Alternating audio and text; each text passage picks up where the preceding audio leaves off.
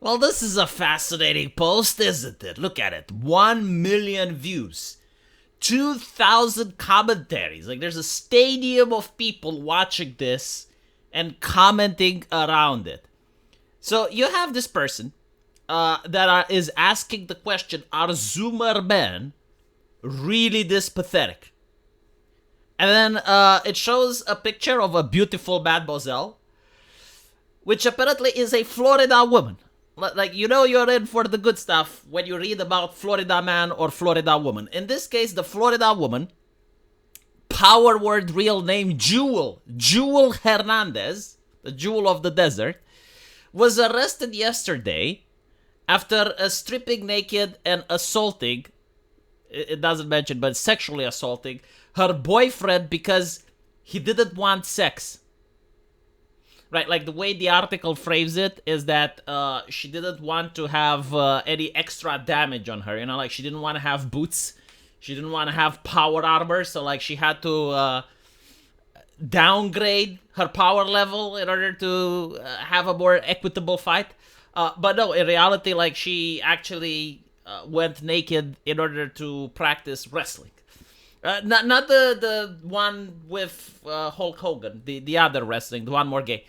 The retail worker, 21, was described as naked and belligerent by police, which was called on the scene. Okay. Why is this person thinking that Zoomer men are pathetic? It's really interesting, right? Is it like the conservative vision that if you're a man, you have to do your duty?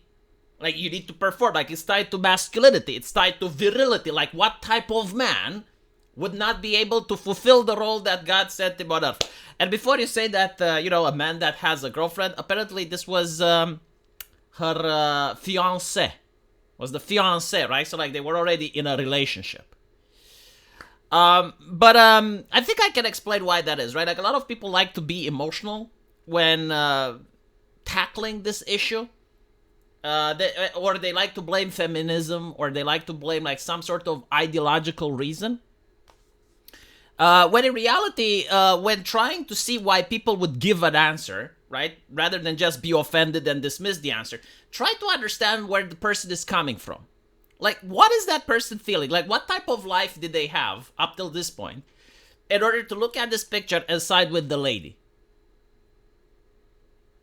Can you answer this? Like, seriously, just stop a little bit and like think for a second, right? Like, try to critically think. What type of person, what type of lifestyle, what type of mindset, what type of behaviors is the person having in order to look at this story and come up with the conclusion that it's not just her fiance, but like Zoomer men in general.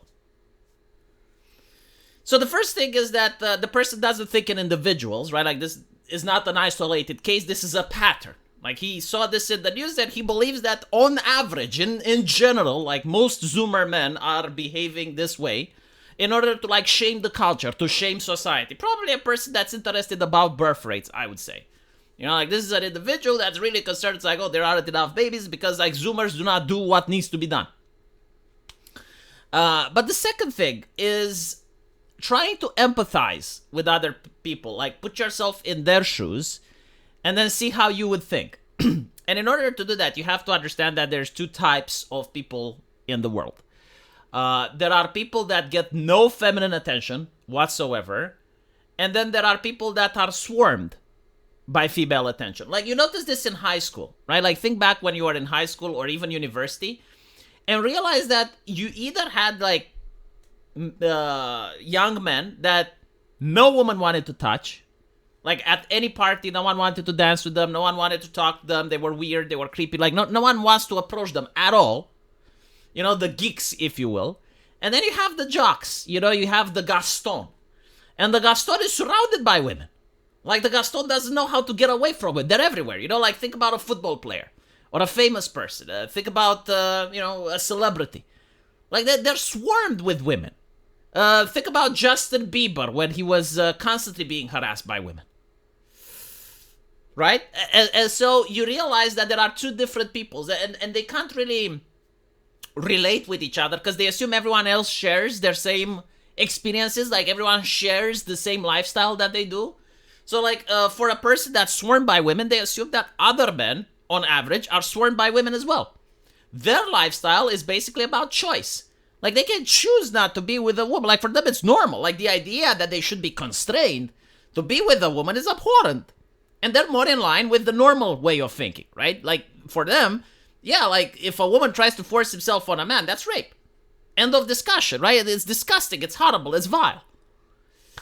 But now let's look at the other type of people, the type of people that have no feminine attention, right? Like, for them, anything with a pulse.